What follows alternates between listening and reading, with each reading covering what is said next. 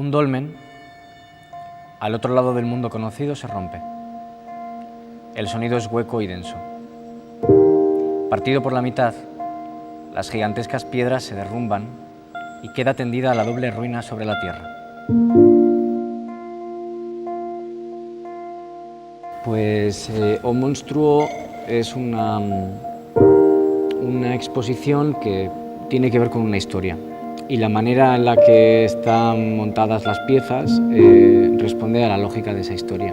Lo que quería presentar era el encuentro con lo simbólico, dónde se produce, en qué momento y de qué manera, en cada uno de una forma distinta. Y sí me gustaría que la gente que entre a ver